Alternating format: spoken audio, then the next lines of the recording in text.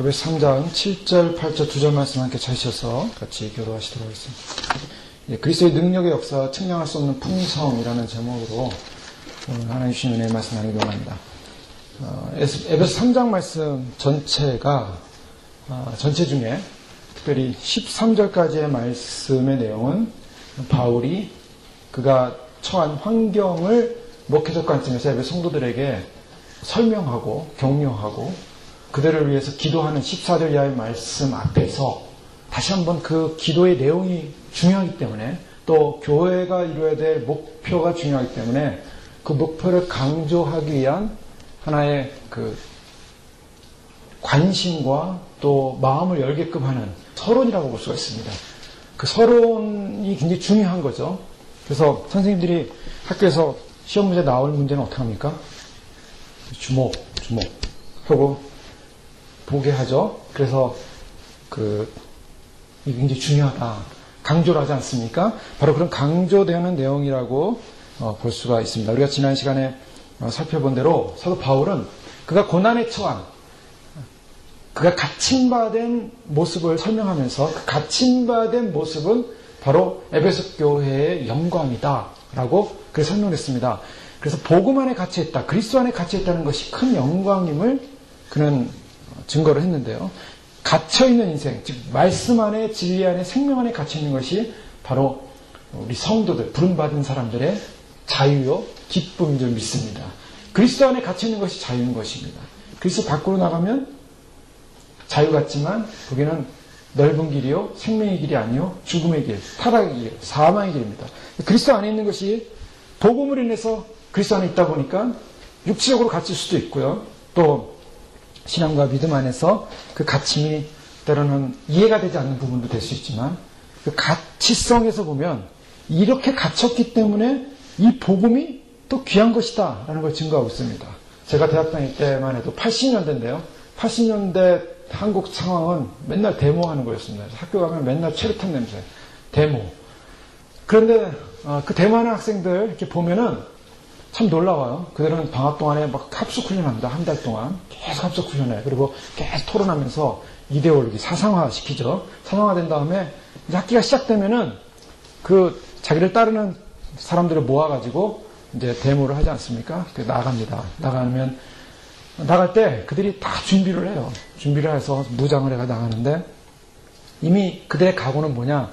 1학년, 2학년, 3학년, 4학년 다 단계가 있습니다. 4학년 되면은 자기가 분신할 수 있는 이데올로기, 분신할 수 있는 사상만 되면은 그 사람은 완전히 전사가 되는 거예요. 그래서 가끔 분신하는 학생들 있지 않습니까? 휘발유 뿌리고 불 붙여서 분신하는데 그 분신을 하면 민주화를 위해서 또 자기가 가진 이 제도와 정치권의 변화를 위한 사상의 무장의 꽃입니다. 꽃을 거기까지 간 사람이 분신을 하는 거예요. 그렇지 않은 사람은 이제 잡히죠. 그 앞에가 일부러 잡히려고 앞에 서는 거예요. 그래서 잡혀서 감옥에 가야 됩니다. 이 사람들은. 자, 그런 각오로 데모를 하는 거예요. 그냥 하는 게 아닙니다. 그러니 고등학교까지 멀쩡하게 다녔던 학생들이 대학에 가가지고 사상화가 되면요. 무서워지는 거예요. 그 부모님 못 말립니다. 제 친구가, 저를 전도했던 친구가 재수를 하고 대학을 갔어요. 근데 이 친구가 운동권에 들어갔습니다. 당시에 전대협이라는 전국 대학생 협의회에 들어가서 거기서 무슨 총무직을 맡으면서 3년 내내 데모하는 거예요. 부모님이 권사님이신데 어머님이 이 모태신앙을 자란 애가 대학을 가더니 운동권에 들어가서 그렇게 속을 새기는 거예요. 그러니까 매일같이 기도하는 거예요. 매일같이. 어머니는 금식하며 기도하고 자식은 밥 먹고 운동, 데모하러 가고. 저를 꼭 만나라 그러더라고요. 저를 전도했으니까 그 친구가. 저를 전도한 친구가 저는 이제 막 교회 생활 열심히 하고 있었고 걔는 교회도 안 나오고 운동하러 갑니다. 데모하러 갑니다. 그런 상황에서 만났더니 하는 말이 하나님은 없어. 하나님은 죽었어. 데모하는 애들 특별히 보면은 다 교회 다니던 친구들이에요. 교회를 다니다가 삐딱선을 타는 거죠. 하나님에 대한 불평, 세상에 대한 원망, 뭐 이런 게 좀 생기기 시작하면서 어떤 분의 겉멋만 들어가지고 하나님도 제대로 만나지 못하는 인생이 괜히 세상이 바뀌어야 되지 않겠느냐. 세상에 무슨 대단한 개혁가나 변혁가가 된 것처럼 착각을 하고 뛰어나갑니다. 그런데 참 그들이 갖는 그 사상을 보면요. 굉장히 전투적이에요. 그래서 민주화를 위해서 이 나라의 잘못된 정권을 바꾸기 위해서 목숨을 건다 이거예요. 저는 그 모습을 옆에서 이렇게 보면서 복음, 우리가 알고 있는 기독교 복음이 과연 일반 이데올로기가 말하는 마르크시즘에서 말하는 소위 말해서 공산주의 이론보다 더 못한 것인가? 그런 생각을 많이 했어요. 여러분 생각해 보십시오. 우리가 예수님 믿는데 예수님을 믿는 이데올로기, 이 사상이, 예수님 믿는 이 믿음이 세상에서 나라와 국가를 정복시키기 위해서, 바꾸기 위해서 목숨을 거는 그런 사상보다 못하냐는 거예요. 그렇게 가치성을 보면 뭐가 더 가치 있는 것 같습니까? 교회 다니는 친구들이요. 그래서 혼란스러워요. 교회 다니는 사람들은 국가를 위해 기도해야 된다. 하나님 나라를 위해서 우리가 열심히 이렇게 살아야 된다. 근데 이 잘못된 정치나 상황을 보면서 이것을 바꿔야 되는 사람, 바꾸기 위해서 그들은 목숨을 걸고 뛰어나가거든요. 그런 사람들이 어떤 마음 갖겠어요? 누가 진짜 같습니까? 그냥 국가를 위해서 기도하는 사람이 진짜 같습니까? 아니면 그걸 정복하기 위해서 뛰어나가서 투쟁하는 사람이 진짜 같습니까? 진짜는 그 사람들 같아요. 막 가서 분신도 하고요. 죽고요. 감옥에도 갇히고요. 혼란스럽죠. 그래서 한참 80년대 혼란스러웠습니다. 그래서 우리가 사회개혁, 하나님의 뜻이 어디 있는가? 이 땅을 바꾸기 위해서 뛰어나가는 게 하나님의 뜻인가? 아니면은 기도하는 게 하나님의 뜻인가? 사람들이 많이 갈등을 했는데요. 잘 알아야 됩니다. 우리가 믿는 신앙은 그들이 갖는 이데올로기 이상입니다. 죽음, 생명, 목숨, 단지 국가의 정치를 바꾸기 위해서 자기들의 목숨을 거는 사람의 이상이에요. 우리의 가치성은.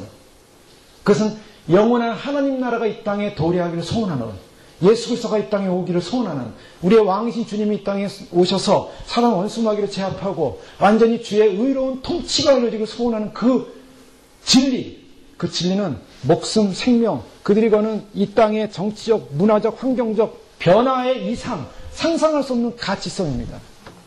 바울은요, 그런 가치성을 가졌기 때문에 감옥에 갇혔어도 전혀 그 감옥에 문제가 되지 않았던 거예요. 오히려 감옥에 갇히는 그 사건을 통해서 가치성이 빛나고 있는 것입니다. 운동권 학생들이 국가를 바꾸기 위해서, 정권을 바꾸기 위해서 감옥에 가면 사람들이요, 저렇게 고난을 통해서 그것을 바꾸고자 하는 가치성이 크구나라고 상대적으로 느껴요. 그 가치성이 크기 때문에 저 고난도 감내한다고 생각을 합니다.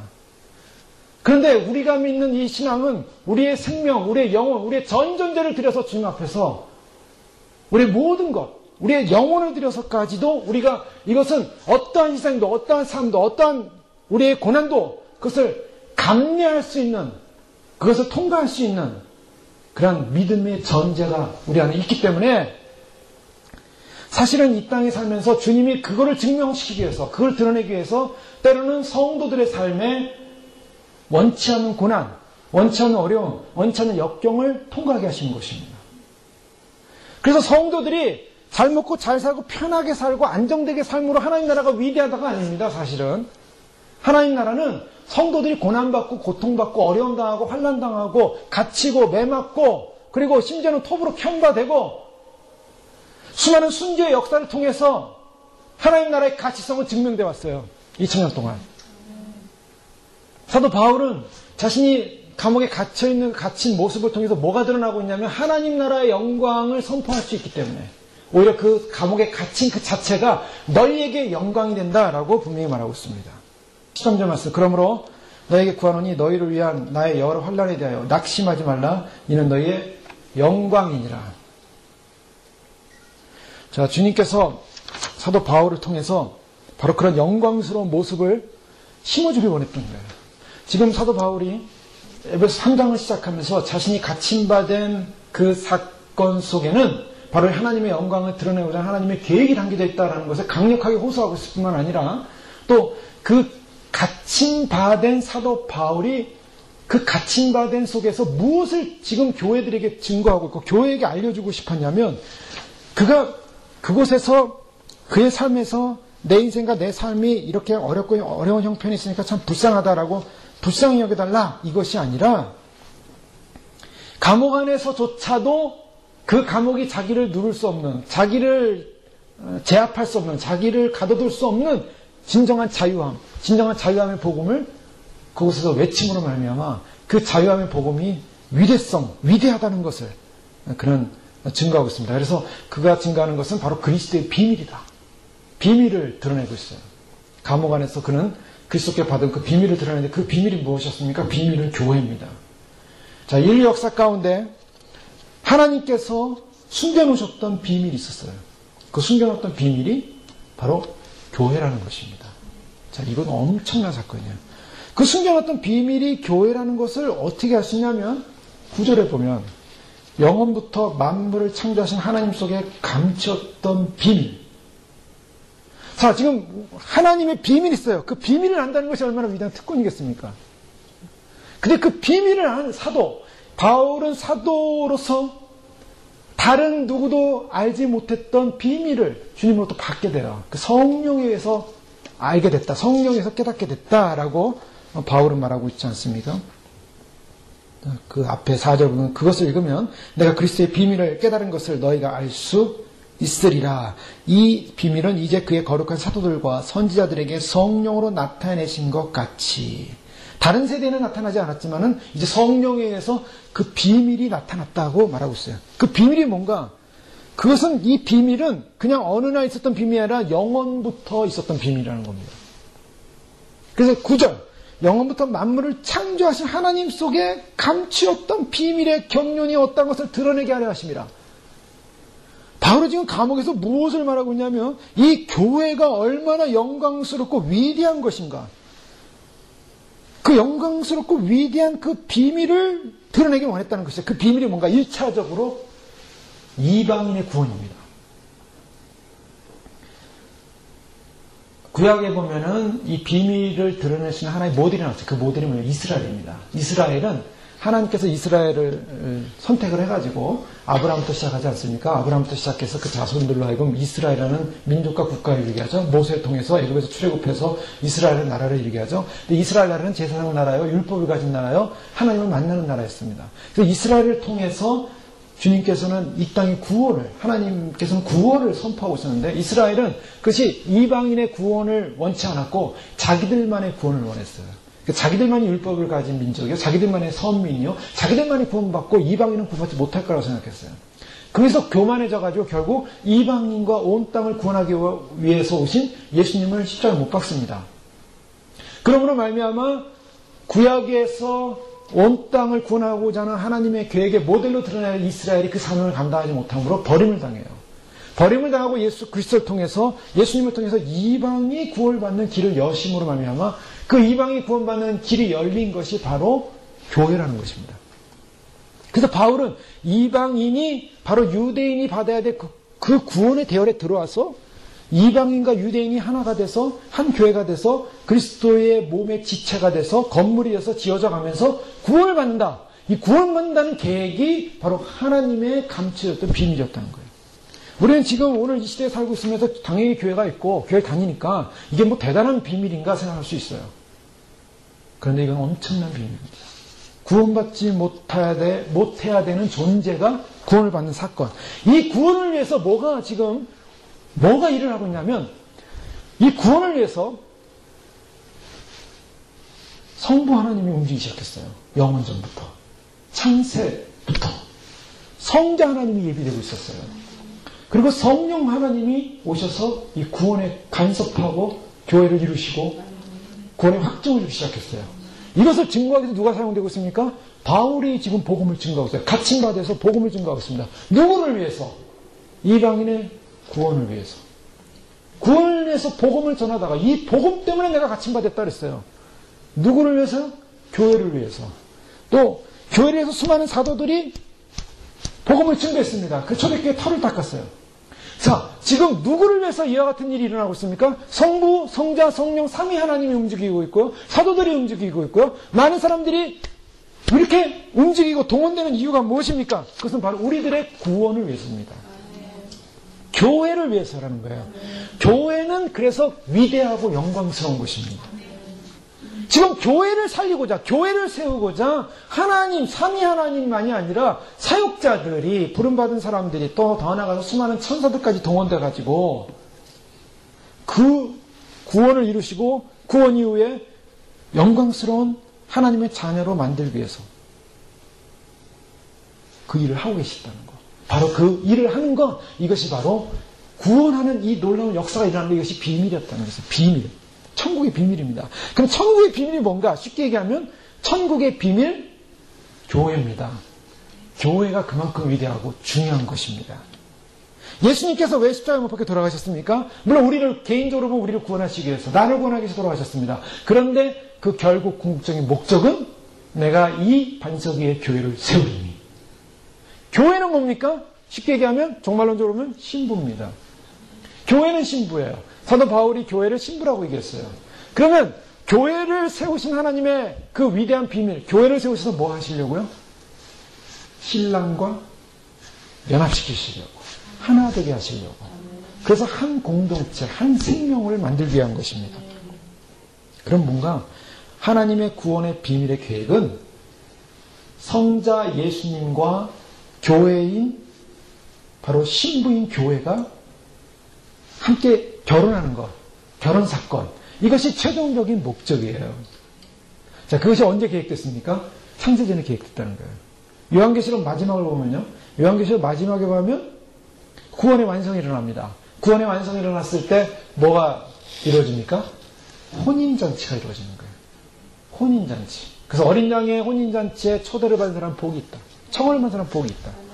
어린 양의 혼인잔치가 뭐예요? 결국 교회의 완성은 혼인잔치를 통해서 교회가 어린 양 예수님과 결혼을 하고 영원히 함께 사는 거예요. 그러면 가장 중요한 비밀이 뭔가? 하나님께서 영원전부터 우리 교회를 통해서 이루고자 하는 목적이 뭔가? 우리를 향한 목적이 뭔가? 그것은 하나님 나라에 살 수 있는 존재로 우리를 만들고 그러한 존재가 되게끔 하는 것이 하나님께서 영원 전부터 창세 때부터 계획하신 계획이라는 것입니다. 이 계획은 엄청난 계획입니다. 이 계획을 사단이 알고 있어요. 사단이 알기 때문에 사단은 어떻게 하든지 이 계획을 무너뜨리려고 하죠. 그래서 사람들을 하여금 절망케 하고 구원의 대열에 못 올라가게 하려고 하고 교회라는 그 교회 안에 들어오지 못하게 하려고 하고 교회가 신부되지 못하게 하려고 하고 교회가 신랑 대신 예수님과 함께 혼인잔치에 못 들어가려고 하는 게 사단의 전략입니다. 최후의 전략이에요. 육류표는 왜 등장하고 있는가? 오늘날 육류표가 왜 등장합니까?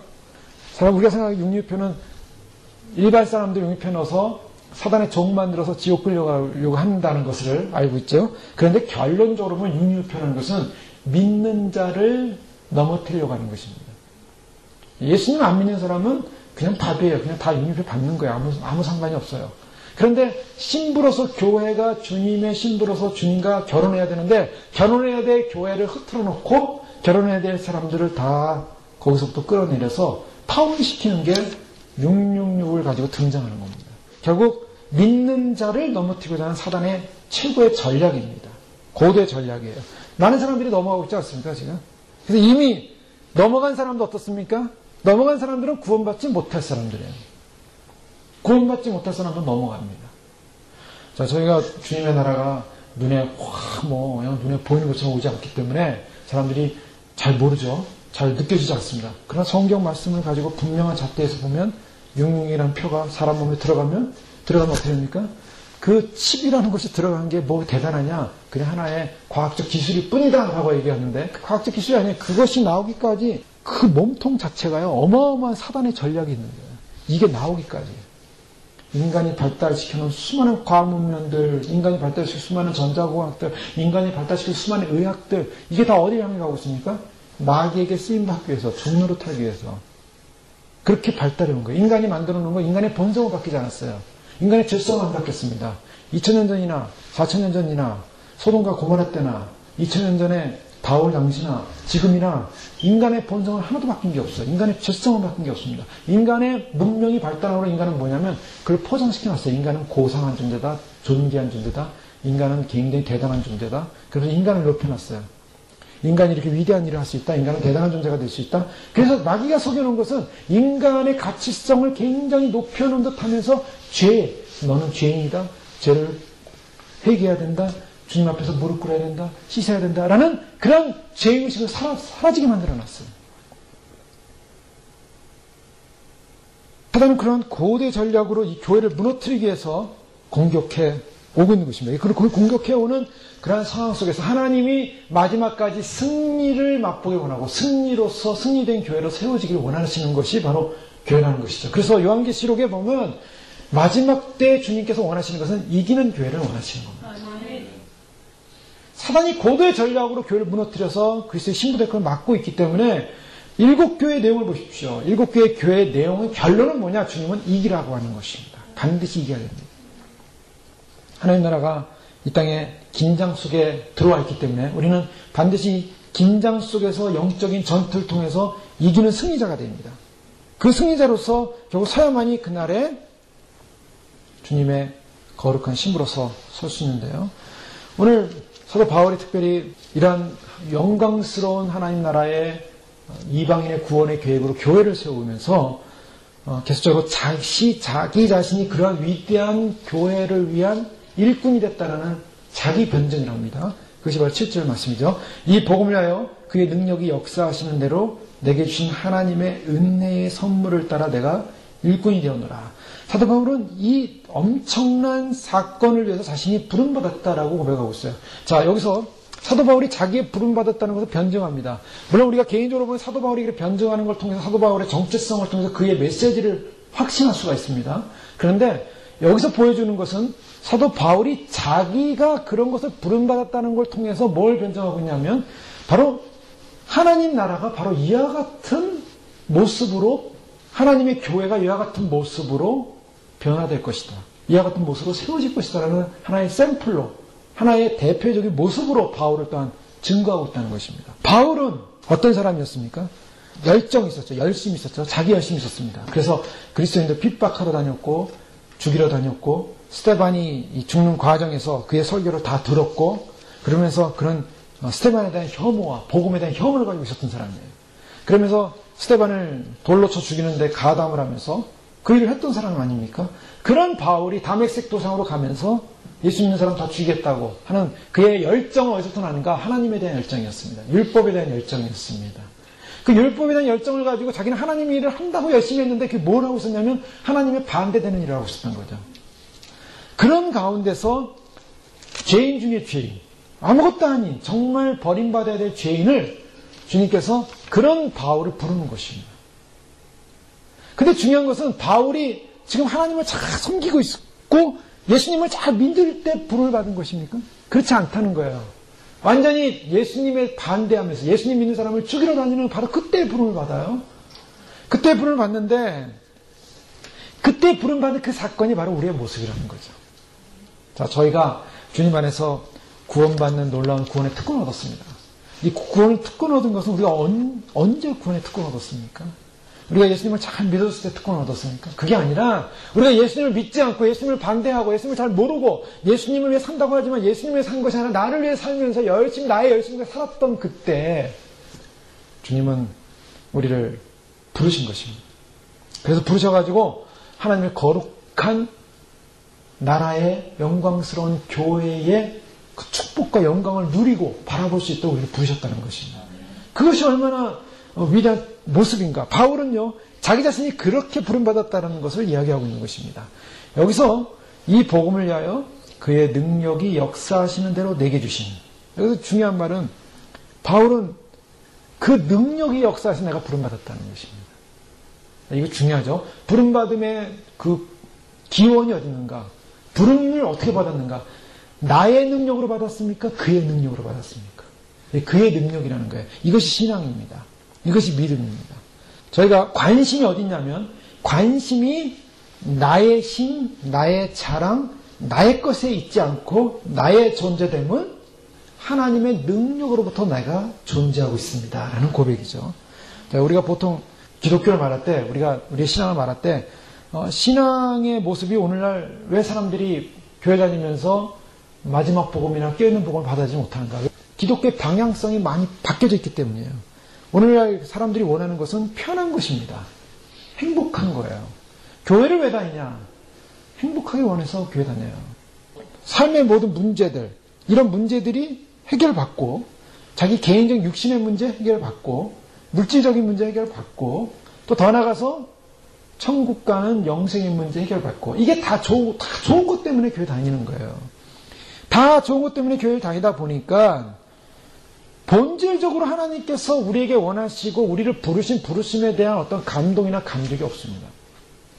뭐냐면 내가 이 땅에 교회를 다니는 목적이 편하게 해서, 나 편하게 해서 교회 다니는 거거든요. 그냥 그저 행복이에요. 행복. 그래서 사실은 사람들이 그 행복의 개념을 뭘로 들어오냐면 기독교적 축복의 개념으로 받아들입니다. 기독교적 축복. 그 기독교 축복을 기대하면서 교회를 나오면서 결국 만든 게 뭐냐? 내가 남들보다 잘 되면 하나님부터 이렇게 축복을 받았다라는 자랑하려고 교회 다니는 거예요. 그 자랑거리 만들려고. 열심히 새벽 예배 나가서 기도합니다. 열심히 기도합니다. 열심히 기도한 목적이 뭐냐? 자랑거리 만들려고요. 이렇게 하나님이 응답하셨다. 이렇게 돈 많이 벌었다. 이렇게 내가 고통 없는 삶을 살 수 있게 됐다. 그 남에게 자랑하려고, 재려고, 내가 물질이 이렇게 풍부하게 됐다. 이 하나님의 은혜다. 그래서 결국 얻고자 하는 거, 교회를 다니는 목적은 뭐냐면 행복해지려고. 행복이 뭐냐? 다른 말로 하면 자랑하려고. 자랑하는 게 행복인 거예요. 그 어떤 사람은 교회 자랑하라고 교회 나와요. 그 자랑 못하면 아주 그냥 그날 완전히 불행한 날이에요. 그 행복의 마음 속에, 행복이라는 추구 속에 뭐가 담겨져 있습니까? 인간의 자만. 근데 사실 행복하냐는 거죠. 그게 행복하냐는 거죠. 제가 예전에 알았던 지사님은 그런 얘기를 하더라고요. 이 LA에 한참 이 부동산 가격이 막 올라갈 때 너도 나도 막 부동산을 샀답니다. 사람들이. 너도 나도. 그래서 한참 막 부동산을 그냥 어떤 사람은요. 그 LA에 있는 다운타운 빌딩의 거의 70%를 샀대요. 누군지 모르겠어요. 의사 출신이라는데 엄청나게 샀대요. 그런데 부동산이 항상 올라가는 게 아니라 떨어지지 않습니까? 또 떨어지니까 어떻게 하냐면 그때부터 이제 머리 아프기 시작하는 거예요. 뭐가 머리 아프냐? 엘리베이터가 올라갔다 내려갔다면 전기값, 그 다음에 물 쓰는 물값. 하여간 하루만 생각해도 전기값이 뭐 수천만 원 나오는 거야. 수만 불 나오니까 그 빌딩들에서. 그러니 그금을 계산하니까 머리가 아프기 시작한 거예요. 자, 인간은 어떻습니까? 인간은 행복을 원해요. 편안한 걸 원합니다. 부를 원합니다. 안정을 원합니다. 근데 그 안정이라는 것이 과연 오래 가냐는 거죠. 그것이 조금은 편안하고 안전해 보이지만 그 다음에 뭐가 옵니까? 두려움이 옵니다. 그 다음에 불안이 옵니다. 그게 어떻게 됩니까? 나중에 다 날려버렸대요. 다 날라갔대요. 제가 아는 친척도, 저의 친척도 미국에 일찍 와가지고 성공했어요. 그래서 제가 한국에 있을 때 동아일보에 미국의 이민 사례 중에 성공한 사례로 신문에 대문짝만 씌웠어요. 뭐 아는 사람은 또 알더라고요. 그분에 대해서. 근데 그분이 부동산에 손을 대기 시작했어요. 그래서 잘 나가는 사업에다가 부동산에 막 투자해가지고 그냥 그게 다 날아가 버렸어요. 그냥 자기가 하는 사업도 전부 다 저당 잡혀 다 날아가 버렸어요. 그래가지고 결국에는 형식적인 가정도 이혼했습니다. 돈을 분할하기 위해서. 그래가지고 돈을 다 캐시로 만들어가지고 지금은 서로 가족들이 다 뿔뿔이 흩어졌어요. 미국에 와가지고 교회 다닌다고 그렇게 전화하고 교회 생활 그렇게 열심히 하고. 그런데 어떻게 됐습니까? 결국에는 교회 다니면서 부를 얻고 돈 얻고 행복해지길 원했는데 행복이 아니라 가정 깨지고 집안 깨지고 형제들끼리 만나지도 않아요. 사람들이요 행복을 추구합니다. 행복을 추구해서 교회 다니고 그 행복이라는 게 뭐냐는 거죠. 자, 사람들의 관심이 교회를 다니면서 하나님께서 나에게 주신 거대한 믿음과 소망의 능력, 구원의 능력, 나에게 역사하신 그 능력, 진짜 행복이 어딨냐는 거죠. 사도 바울은요, 진짜 행복이 내가 이 땅에 잘 먹고 잘 살기 때문에 행복하다고 말하고 있지 않습니다. 그는 자기의 정체감을 뭘로 알았냐면 그의 능력이 역사하신 대로 그의 능력 안에 자기가 있음을 발견하고 거기는 사도 바울에게 진정한 행복이 거기 있었어요. 하나님의 능력이 역사하는 것. 기독교의 참된 비밀이 뭔가 나같이 형편없고 나같이 주님의 일을 한다고 하고 엉뚱한 짓을 하다가도 부름받아서 하나님의 거룩한 능력에 이끌려서 어디로 가고 있습니까? 교회를 섬기고 교회를 세우고 하나님 나라 비밀이 이루어지는 교회를 위한 일꾼으로 부름받았다. 여러분, 우리 인생의 진정한 행복과 축복이 어디 있습니까? 진정한 행복과 축복이 내가 이 세상에서 잘 먹고 잘 살고 남들이 원하는, 남들이 부러워하는 존재가 돼서 남들한테 재고 자랑하고 그렇게 하는 것이 나의 진정한 행복입니까? 아니면은 주님으로부터 거룩한 하나님 나라를 위해서 교회를 위해서 부름받아서 그 교회를 세우는 귀한 믿음의 사람들로 부름받은 것이 진정한 축복입니까? 바울은 그걸 얘기하고 있는 거예요. 바울의 인생에서, 바울의 삶의 가치성에서 진정한 축복이라는 것은 하나님의 능력에서 내가 이끌림 받았다는 것. 여러분, 우리의 진정한 축복은요, 이 마지막 때 하나님의 능력에 의해서 영광스러운 주님의 나라의 교회로 부름받은 걸 믿으시기 바랍니다. 그게 축복인 거예요. 그런 사람들이 다 교회가 기복화됐잖아요. 제일 좋아하는 말씀이 뭡니까? 내 시작은 미약하였으나 끝은 창대하리라. 이런 말 하면 다 전부 좋아하죠. 근데 내 시작은 미약하였으나 창대하리라는데, 내 처음에 빚은 미약했으나 점점 창대하리라. 그렇게 바뀌어요, 사람들이. 그래서 요즘 빚더미에 앉아가지고, 아이고, 머리 아파. 하는 사람들이 얼마나 많겠습니까? 도대체 뭐가 복이냐는 거죠. 바울에 있어서 진정한 복이라고 하는 것은 바로 주님이 세우시는 교회, 하나님의 영광, 나라, 이것이 바로 영원전부터 주님이 계획하신 비밀, 그걸 안 것이고 그것을 전하는 것이고, 그 전하는 자로서 주님의 능력으로 이끌림을 받고 있다는 것이 그에게 축복이었습니다. 저희가 오늘날 이 시대 우리 교회는 그러면 한 분도 없죠. 우리가 추구하는 것은 세상적인 사람이 세상적으로 잘 돼서 세상 사람들이 볼 때 참 부러울 만한 존재가 돼서 참 아름답습니다. 그게 아닙니다. 우리는 오직 이 시대 마지막 때 이루실 주님의 영광스러운 구원의 복음 앞에서 부름받아서 그 부름을 향하여 우리가 주님이 주시는 능력으로 우리가 이 길을 걸어가고 있다는 것, 이것이 우리가 영원히 감사하고 찬양해야 될 영광스러운 축복인 줄 믿으시기 바랍니다. 축복받은 존재예요. 뭘 우리가 세상적인 것으로, 세상적인 가치관으로 자랑하겠습니까? 바울은 분명한 자기인식이었어요. 자기가 비방자요, 박해자요, 폭행자요, 무가치한 존재였는데 하나님의 그 거룩한 능력에 의해서 이끌림을 받았어요. 그 이끌림 받는 과정에서 바울은 사실은 하나님으로부터 징계에 비슷한 걸 받죠. 주님께서 오셔가지고 빛을 쫙 비춰주시면서 그 자리에서 완전히 그의 자존심, 그의 자랑, 그 얘기가 다 무너졌습니다. 엎드러져서 눈이 보이지가 않아요. 소경이 돼버렸어요. 소경이 돼버리자 그제서야 주님을 발견하게 되는 거예요. 소경이 돼야 주님을 발견하는 거예요. 누구십니까? 이십니까? 내가 핍박하는 예수라. 바울이 있어서 예수님을 만나는 그 순간 그의 인생의 진정한 축복과 행복은요, 자기 의도, 자기 자랑도, 자기 명예도, 자기 열심도 아니었어요. 그리스도를 아는 것, 그리스도를 본 것, 그리스도와 함께하는 것, 그것이 축복이었습니다. 그리스도와 함께하는 게 축복이에요. 여러분, 우리가 주님 오심을 기다리면서 뭐 굉장하고 대단하고 뭐 위대하고 뭐 이게 아니에요. 우리가 주님을 제대로 볼 수 있다면, 주님을 제대로 만나고 주님 안에서 주님이 원하시는 제대로 된 모습으로 변화된다면 그것이 가장 위대한 축복입니다. 주님이 목표로 하는 것은요, 교회를 세우는 목표가 뭔가? 그럼 이 비밀인 교회의 목표가 뭔가? 목표는 간단합니다. 쉽게 얘기해서 우리예요. 납니다. 우리예요. 목표가 우리예요. 목표가 저 사람이 아니에요. 목표가 이 사람이 아니에요. 구원받은 우리는, 교회는 바로 그 목표가 우리인데, 어떤 우리인가? 나의 어떤 모습인가? 그리스도의 사랑을 알아야 되는 것입니다. 14절 이하의 내용을 보면요, 바울이 교회를 향하여 어떤 목표를 가지고 있는가를 분명히 말하고 있어요. 이걸 아셔야 됩니다. 이러므로 내가 하늘과 땅에 있는 각 족속에게 이름을 주신 아버지 앞에 무릎을 꿇고 비노니 그의 영광의 풍성함을 따라 그의 성령으로 말미암아 너희 속사람을 능력으로 강건하게 하옵시며 믿음으로 말미암아 그리스도께서 너희 마음에 계시게 하옵시고 너희가 사랑 가운데서 뿌리가 박히고 터가 굳어져서 능히 모든 성도와 함께 지식에 넘치는 그리스도의 사랑을 알고 그 너비와 길이와 높이와 깊이가 어떠함을 깨달아 하나님의 모든 충만하신 것으로 너희에게 충만하게 하시기를 구하노라. 바울이 교회에 대한 비밀을 설명하면서요, 이방인의 구원을 설명하면서 교회가 가져야 될 목표가 뭔가? 교회의 목표가 뭡니까? 교회 나오는 생활의 목표가 뭡니까? 우리의 신앙의 목표가 뭡니까? 우리의 삶의 목표가 뭡니까? 열심히 세상 살아가지고 남들을 다스리고 정복하는 게 목표입니까?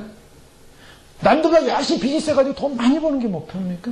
자식들이 공부 많이 해가지고 훌륭한 대학 나와서 남들이 볼 때 뭐 변호사, 의사, 판사 돼가지고 우리가 이렇게 굉장한 존재가 됐다. 뭐 굉장한지 모르겠지만 이렇게 자랑하는 게 목표입니까? 도대체 뭐가 목표예요? 기독교의 목표. 바울은 목표를 세상적인 가치관에서 목표를 한 번도 얘기한 적이 없어요. 교회를 다니면서 교회 다니는 목표가 이 세상에서 대단한 존재 되라고 목표를 말한 적이 없어요. 바울은. 주님이 말씀하시는 목표는 그리스도의 사랑을 좀 알라는 거예요. 그리스도의 사랑을 어떻게 하냐면 그 넓이와 깊이와 높이가 어떠함을 깨달아 하나님의 모든 충만하신 것으로 너에게 충만하게 되기를 원하노라. 우리의 목표는 뭐냐면 하나님의 충만에 거하는 것입니다. 그리스도를 알아야 돼요. 우리가 예수님을 믿는다는, 교회를 다닌다는 그 순간부터 우리의 목표는 그리스도입니다. 그리스도가 전부예요. 바울은 그가 그리스도를 만나면서부터 그의 전생의 가치는 그리스도예요. 더 이상 없어요. 내 안에 그리스도께서 내가 살고 있다. 이제 내가 사는 것이 아니라 내 안에 그리스도가 사시는 것이라. 그리스도를 알기를 원했어요. 그리스도를 아는 것. 천국 가면 무슨 일 할 것 같습니까? 천국 갔어요. 너무 감사해요.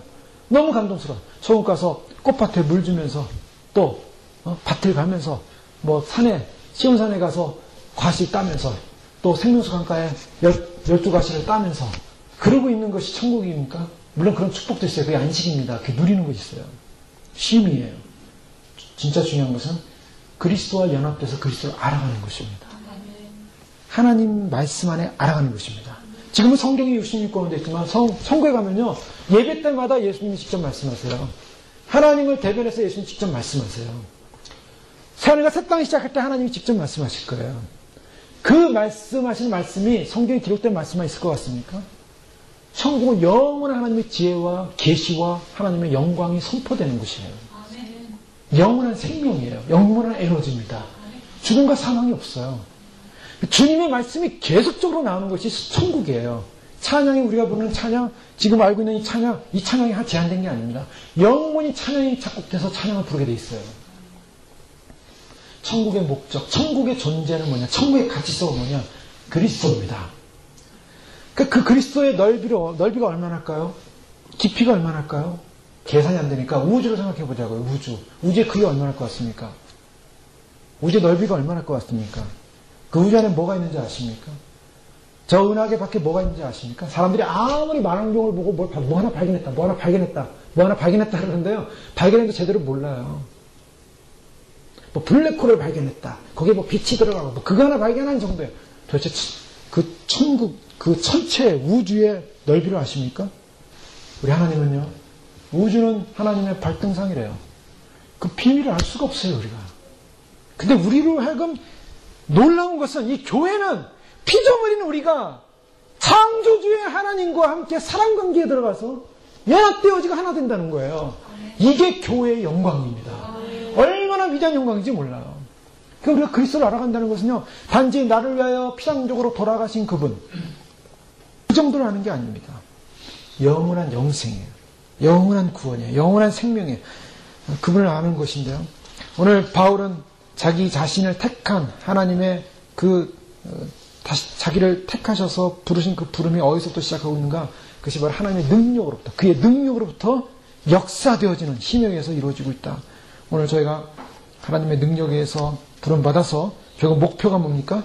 목표는 그리스도의 사랑을 알고 그 깊이를 알고 넓이를 알아서 하나님의 그 거룩하신 충만하심이 우리 안에 충만케 되는 것이 목표입니다. 다른 표현을 하면요, 이거는 우리의 목표가 뭐냐면 부름을 받아서 회개돼서 거듭나서 변화된 사람이 돼서 변화된 작품이 되는 겁니다. 거룩한 작품이 되는 겁니다. 정결한 작품이 되는 것입니다. 그래서 에베소 우리가 앞부분에 살펴본 같은 것처럼 하나님께서 우리를 부르신 목적이 뭐냐? 우리를 그날에 전시하기 위해서, 드러내기 위해서. 자, 지금은 신부들이 감춰져 있어요. 누가 신부인지 몰라요. 근데 주님 오시는 날 교회가 드러날 것입니다. 신부가 드러나는 거예요.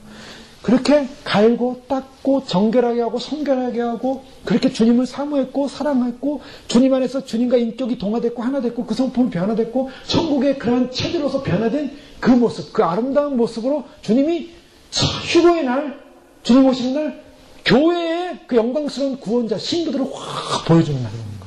우리가 천사만 나타난 사람은 놀랄 거예요. 자, 사람이 천사만 봐도 빛이에요. 박영문 장로님 목사님이셨죠? 그 목사님이 처음 천국 갈 때 그 천사인지 누군지 하여간 수레를 타고 가는데 얼굴을 보는데 어찌 빛이었어요. 빛이 쫙 보이, 얼굴은 안 보이고 빛만 보이는 거예요. 그분하고 수레를 타는 동안에 타고 있었는데 천국에 딱 벌써 도착을 한 거예요. 그냥 음성만 들리니까 빛으로.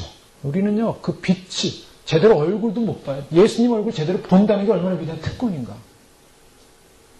빛이 빛으로 되어 있는 그거. 근데 주님께서 우리를 변화시키고 만드시고 그리고 우리를 단장시키셔서 그날의 영광의 빛으로 온 만물에게 전시하겠다는 거예요.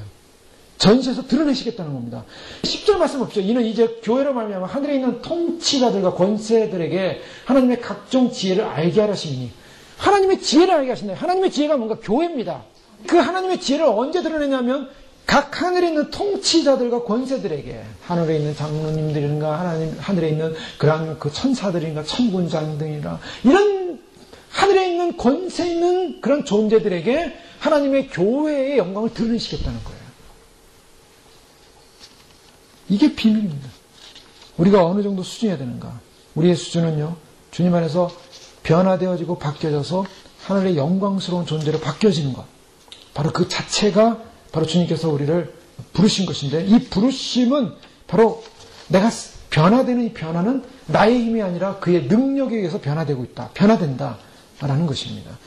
더 나아가서 바로 교회를 향하여 8절에 보면 모든 성도 중에 지극히 작은 자보다 더 작은 나에게 이 은혜를 주신 것은 측량할 수 없는 그리스도의 풍성을 이방인에게 전하게 하려 하시고 바울이 자기의 부름 앞에 자기의 정체성 앞에 바울이 그가 전해야 될 내용이 있었습니다. 그 전해야 될 내용이 뭐냐면 측량할 수 없는 그리스도의 풍성함입니다.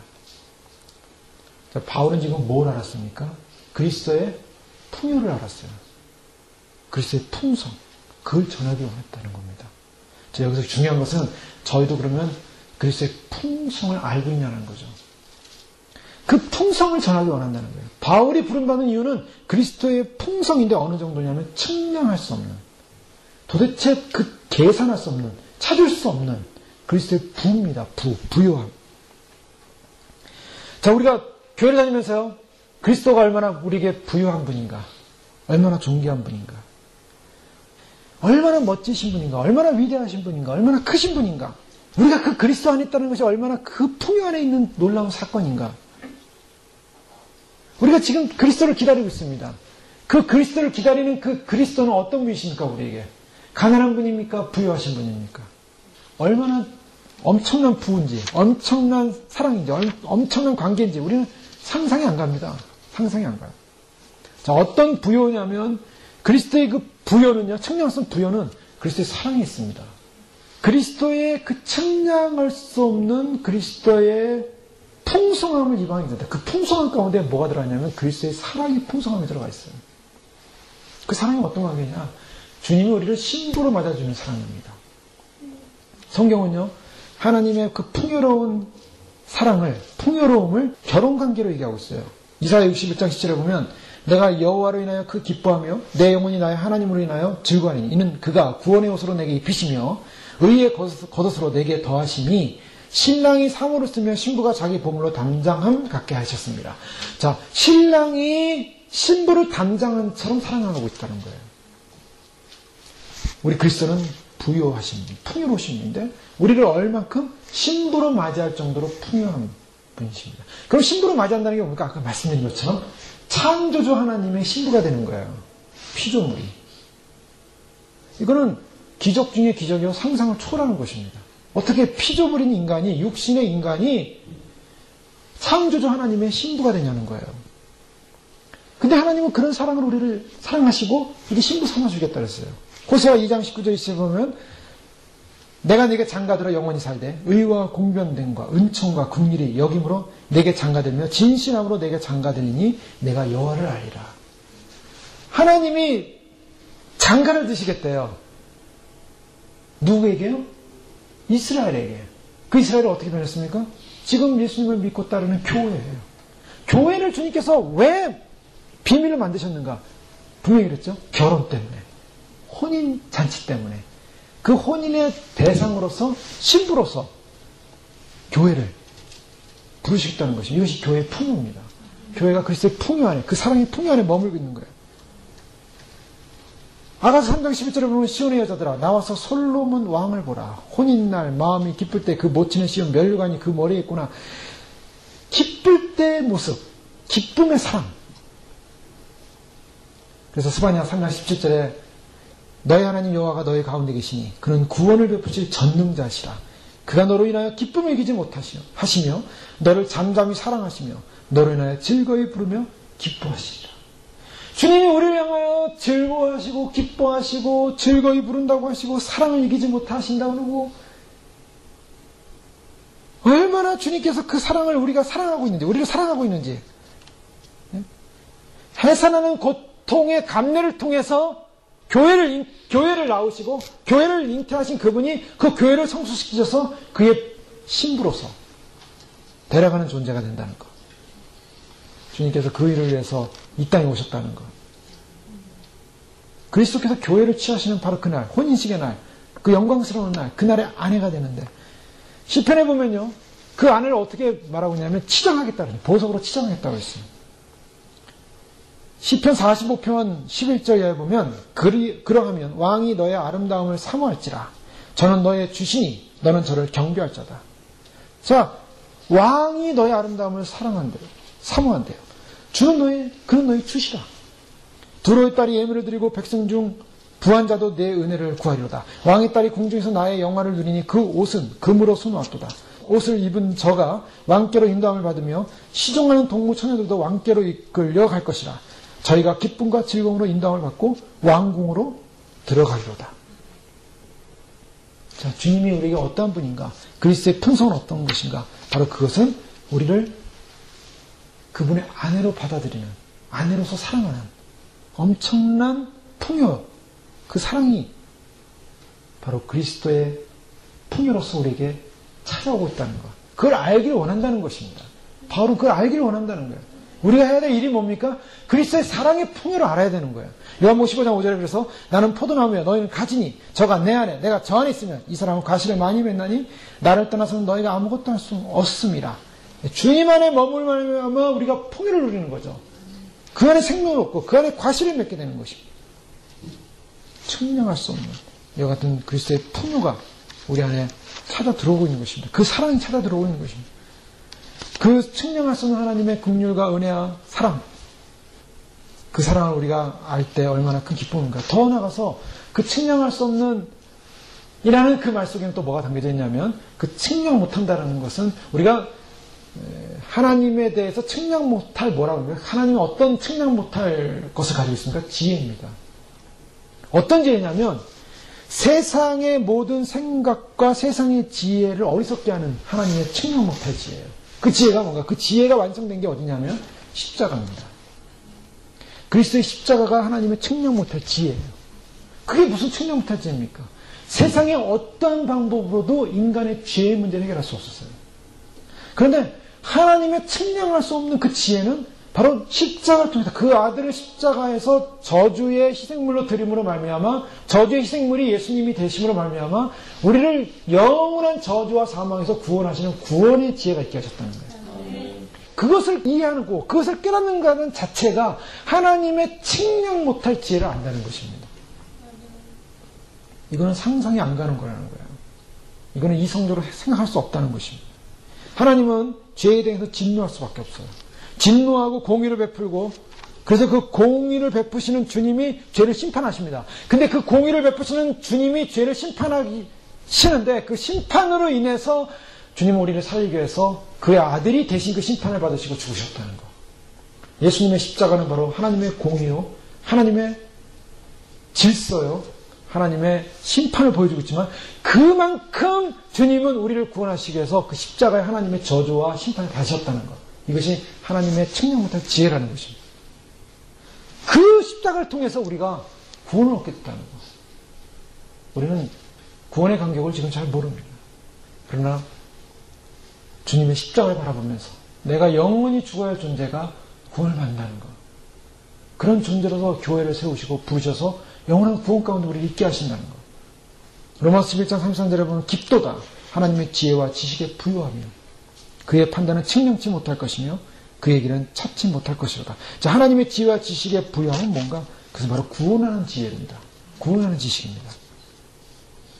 이 구원하는 지혜의 지식의 부유함이 어디에 담기는가? 생명입니다. 결국 이 하나님의 이 그리스도의 측량할 수 없는 지혜, 구원하는 지혜, 십자가의 지혜, 또 그리스도의 풍성함, 이것은 바로 생명입니다. 생명을 주는 것.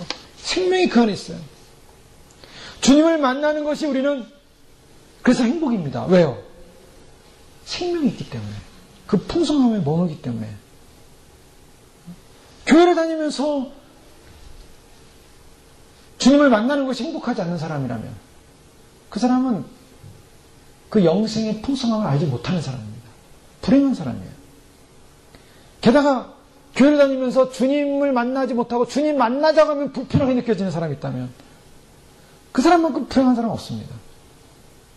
정말 주님을 만나는 것이 기쁨이고 희열이고 감격이고 충만이고 풍성이고 측량 못할 지혜고 도저히 상상할 수 없는 모든 인류의 모든 지혜를 다 모아놓은 것보다 더 위대한 지혜, 그 깊이와 넓이와 그 크기를 측량할 수 없는 그 하나님의 풍성이 있는 곳입니다.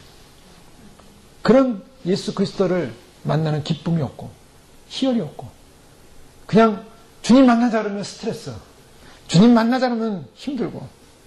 오늘날 많은 사람들이 교회 다니면서도 육체로 교회 다니죠. 주님 만나질 않아요. 주님 만날 감심도 없고 주님이 좋은 거 주면 되는 거예요. 교회 다니면서 그냥 도장 찍어주면 좋은 거 주겠지. 그러면서 도장 찍어주면 좋은 거 주겠지 하는데 좋은 거 안 주면 와서 원망합니다. 그래서 주님 앞에 와서 주님이 그럴 수 있습니까? 그렇게 제가 도장을 많이 찍었는데 그럴 수 있습니까? 주님을 만난 경험이 없어요. 주님을 만난 경험이 없으니까 주님을 만나자. 주님 오신다. 주님 다시 오시니까 주님과의 그 인격 안에 들어가자. 불편한 거예요. 그게 주님하고 관계 맺는 게. 주님의 사랑으로 좀 변화되자. 주님이 그날 수준으로 좀 바뀌자. 주님의 지혜의 부양가로 가자. 그 풍요함 속에 들어가자 그러는데 그게 불편한 거예요. 주님과 관계가 없으니까. 예수님이 다시 오시면 얼마나 좋습니까? 주님 안에 들어가는데 그 소망을 주셔서 주님 맞이하고 준비하자, 예비하자는데 그게 불편한 거예요. 주님과 관계 없으니까.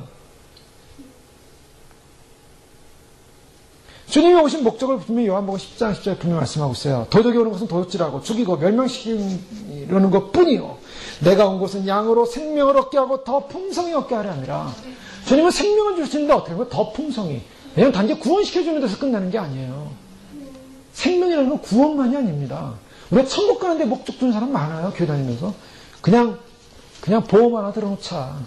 보험금이나 좀 가서 내고 그냥 열심히 그냥 주님 앞에 도장만 찍어놓으면 천국 보내주겠지. 근데 그것까지가 우리가 구원이 아니라니까요. 구원은 뭐냐면 그 지혜의 깊이와 넓이와 크기를 아는 거예요. 그 풍성을 아는 겁니다. 그게 구원이에요.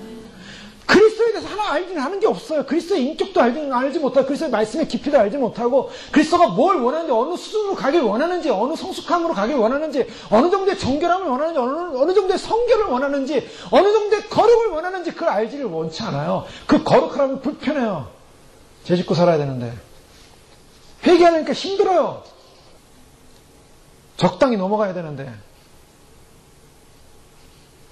이미 창조주 하나님의 신부를 맞이하기 위해서 그냥 대충 맞이하게 하실 것 같습니까? 그 나라 질서에 들어가야 됩니다. 창조주 하나님의 질서 안에 들어가야 돼요. 그 질서와 연합이 돼야 돼요. 근데 그 질서에 들어갈 마음이 없어요. 그렇게 마음이 없으면요, 그 풍요를 느낄 수가 없습니다. 그 축복을 느낄 수가 없어요. 그 넓이와 길이와 높이와 깊이가 어떠함을 깨달아 하나님의 모든 충만하신 것으로 너에게 충만하게 되길 원한다. 그리스도로 충만하게 되길 원한다. 그 깊이를 알기 원한다. 그것이 교회예요. 교회를 주님께서 십자가 못 보고 돌아가신 목적이 뭔가, 그리고 바울이 그렇게 감옥 안에서 외치는 이유가 뭔가, 교회가 뭔가, 그리스도를 알아가는 거예요. 교회는 그리스도를 알아가는 거예요. 그리스도를 알아야죠. 그리스도를 얼마나 합니까 지금? 얼마나 그의 성통과 사랑과 정결과 그의 그 열정과 그 풍요를 아냐 말이에요. 그 측량할 수 없는 그리스도의 풍요를 알게 하기 위해서 내가 지금 이걸 지금 외치고 있다는 거예요. 바울이. 그 사람들은 그리스도에 대해 관심 없어요. 그리스도 그분에게 관심이 있냐는 거예요. 우리가 그분을 만나야 되는데 은과 은혜에 관심이 있어요. 그래서 초대교회 어땠습니까? 베드로가 미문 앞에 앉아있는 안정금을 보면서 금과 은은 내게 없거니와 내게 있는 것으로 내게 주노니 나사렛 예수의 이름으로 일어나 걸으라. 베드로에게 뭐가 있었냐면 금과 은은 없어요. 그러나 그에겐 풍요가 있었어요. 어떤 풍요? 그리스도가 있었어요. 그리스도. 내게 있는 것을 내게 주노니 나사렛 예수의 이름으로 일어나 걸어라. 나사렛 예수, 그분이 풍요해요. 그분이 모든 것이었어요. 그것이 우리 신앙입니다. 우리 힘입니다. 생각 못할 하나님의 그 거룩한 은혜. 사람들이 왜 교회 다니면서도 목말라 합니까? 왜 교회 다니면서 가난하고 왜 교회 다니면서도 배고픕니까? 그리스도를 못 만났기 때문이에요. 요한복음 6장 35절에 예수께서 가라사대 내가 곧 생명의 떡이라. 내게 오는 자는 결코 줄이지 아니할 터요. 나를 믿는 자는 영원히 목마르지 아니하리라. 믿습니까? 정말 예수님 앞에 가는 사람은 목마르지 않는다고요.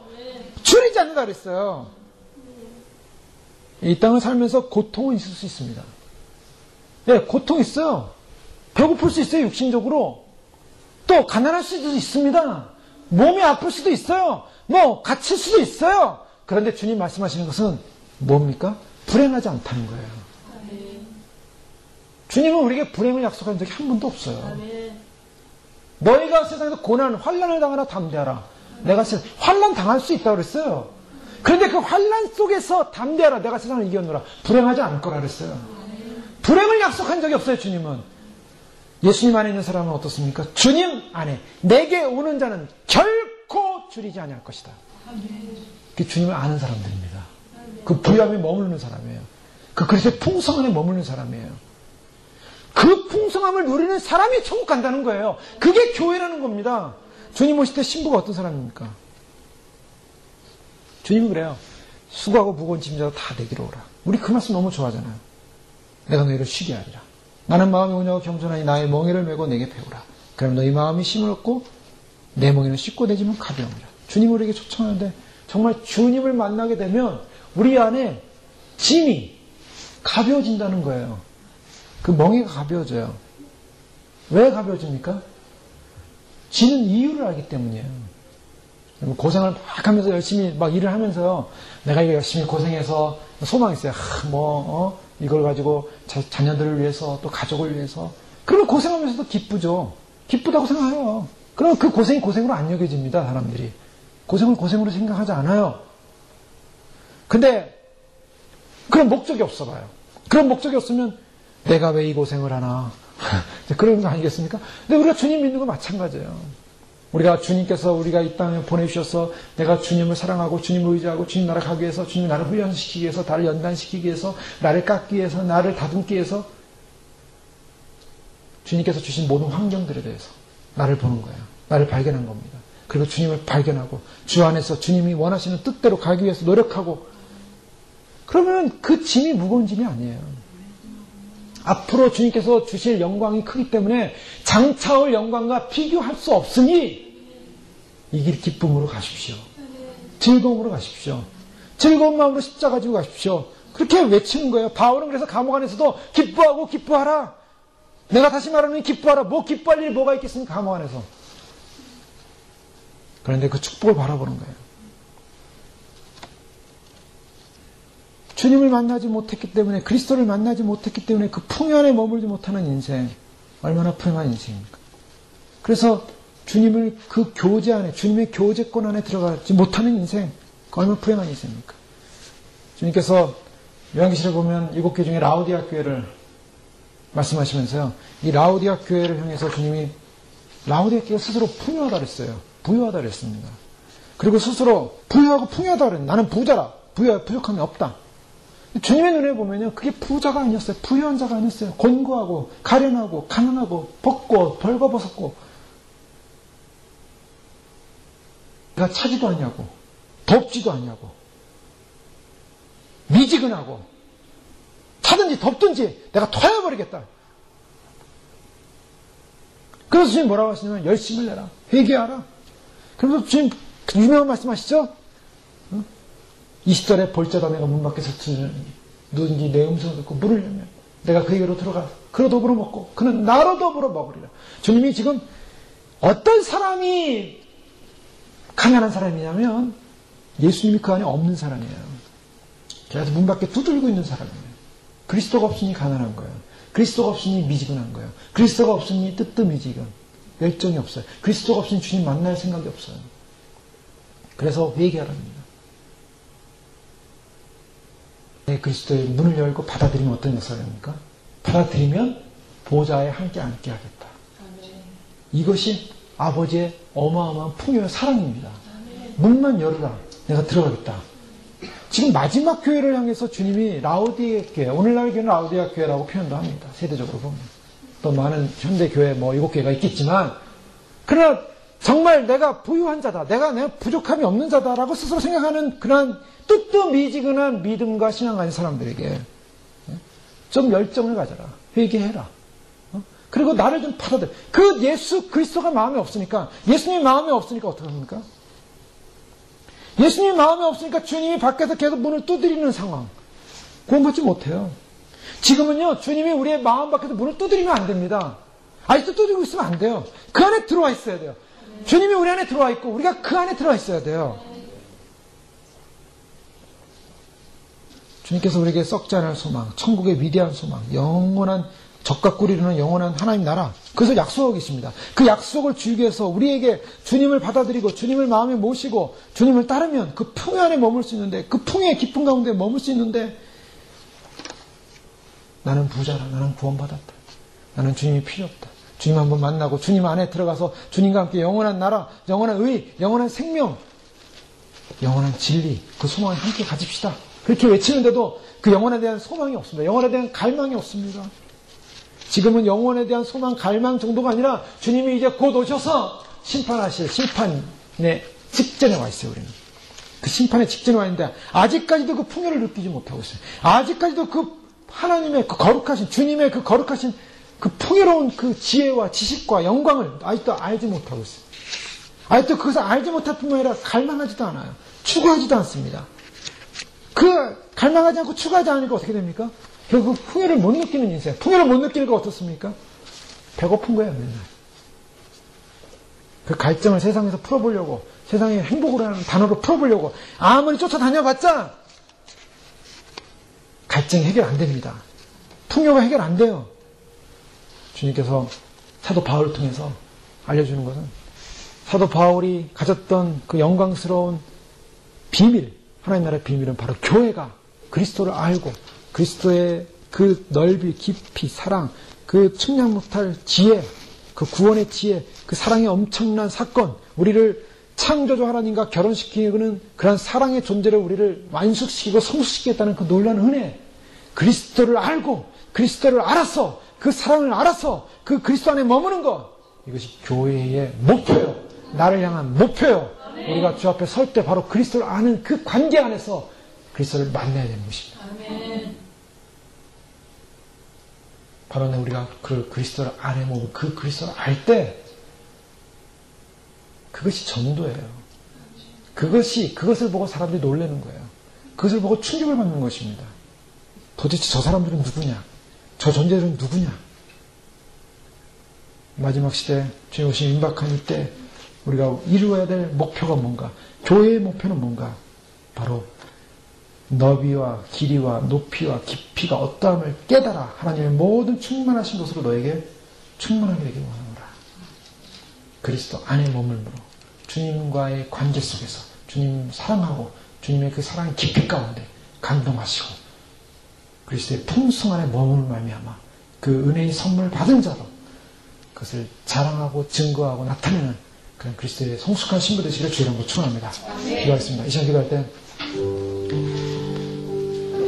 우리가 주님 오심을 기다리고 교회로서 부름을 받았습니다. 그런데 우리가 그리스도를 얼마나 알고 있는지, 주님이 우리에게 목표하신 것은, 우리에게 비밀로 알려주신 것은 바로 교회가 주의 신부되어 영원한 주님의 창조주 하나님의 신부되는 것. 그래서 우리가 그 거룩하신 하나님의 그 사랑의 깊이, 지혜, 측량 못할 그 그리스도의 풍성을 아는 것. 그리스도가 우리의 생명입니다. 영생입니다. 내게 오는 자는 결코 목마르지 않고 줄이지 않고 영원한 풍요를 누린다고 했습니다. 주님, 그리스도 안에 그 풍요와 기쁨과 기쁨과 감사와 만족과 감동과 충만이 우리 안에 넘쳐나게 하여 주시옵소서. 그 하나님의 계시의 영광이 충만하게 하여 주시옵소서. 예수 그리스도로 말미암아, 그리스도를 사랑함으로 말미암아, 그리스도 안에 머무는 말미암아 우리가 완성시키고자 하는 그 하나님 나라의 영광스러운 교회의 모습을 우리가 참으로 그 모습의 대상이 되고, 주님이 관심 있는 것은 바로 나요, 우리요, 교회요, 교회가 그런 성숙한 모습으로서 그 측량 못할 그리스도의 사랑을 알므로 그 그리스도 안에 머무는 것임을 주님을 요구하고 계시오니, 그 성결한 존재로, 그 거룩한 존재로, 그 신부의 존재로 우리가 나아갈 수 있도록 저희를 축복하여 주옵소서. 함께 기도하겠습니다. 할렐루야. 아버지 하나님 감사합니다. 주님께서 저희를 거룩한 하나님의 사랑, 하나님의 나라, 하나님의 영광스러운 존재로 우리를 부르고 계십니다. 아버지 하나님, 주님께서 우리를 향하여 부르신 것은 우리가 아버지 하나님이여 참으로 주님 세상의 행복과 만족과 세상의 축복과 세상의 안정과 아버지 하나님 참으로 세상으로 타서 아버지 하나님 세상 속에 추구하는 아버지 하나님 그런 자랑과 세상으로부터 인정받는 그런 인정함이 아니라 아버지 하나님 그리스도의 사랑 안에 머무는 것을 인정 믿습니다. 거룩한 그리스도의 사랑, 거룩한 그리스도의 생명, 아버지 하나님 거룩한 그리스도의 영광, 아버지 하나님 세상의 어떤 가치관도 아버지 하나님 참으로 그리스도의 통요와 그 그리스도의 사랑과 그 은혜 가운데 머물 수 없음을 알고 있습니다. 아버지 하나님, 아버지 하나님 참으로 주님, 저희가 그리스도의 사랑을 알고 그리스도 안에 머물기 원합니다. 그리스도의 교회 안에 머물기 원합니다. 그리스도를 알기 원합니다. 주님 알고 주님 안에 머물기 원합니다. 주님의 생명 안에 머물기 원합니다. 거룩한 사랑 안에 머물기 원합니다. 그리스도를 알고 주님을 알고 주님 알고 주님의 거룩한 은혜 가운데 아버지 하나님 참으로 주님을 알아서 주님의 거룩한 신부로서 주님을 알아 거룩한 하나님의 생명의 아버지 하나님 거룩한 존재로 이 교회가 아버지 하나님 주 앞에 온전히 드림하는 아버지 그 같은 모습으로 섬기를 원합니다. 아버지 하나님 참으로 주 앞에서 주님의 놀라운 은혜 가운데서 아버지 하나님 참으로 주님의 거룩한 은혜 가운데 서지 못했다며 얘기하오니 아버지 하나님 참으로 삶의 모습 속에 주님 그리스도가 우리의 인생의 목표가 되지 못했고 그리스도가 우리의 모든 것이 되지 못했고 그리스도가 모든 것이 사랑이 되지 못했고 그리스도가 모든 생명이 되지 못했고 아버지 하나님 그리스도의 그 풍성한 사랑의 은혜를 우리가 알지 못하여서 아버지 하나님 참으로 주님 아버지 하나님 세상의 어떤 것에 목말라하고 세상의 어떤 사랑에 목말라하고 세상의 어떤 것에 목말라했던 아버지 그런 인생이 아니라 주여 주님이 부르신 영광스러운 나라 영광스러운 은혜 영광스러운 생명 영광스러운 구원 아버지 하나님 주님께서 신부로 소리를 부르셔서 아버지 하나님 이 땅 가운데서 아버지 하나님 참으로 그리스도의 영광을 소원을 살아갈 수 있는 그 영광스러운 빛의 자리 우리를 인도하고 계신데 아버지 하나님 그리스도가 우리의 모든 것인데 그리스도가 모든 것인데 그리스도가 모든 것이 되지 못하였고 그리스도가 모든 것이 되지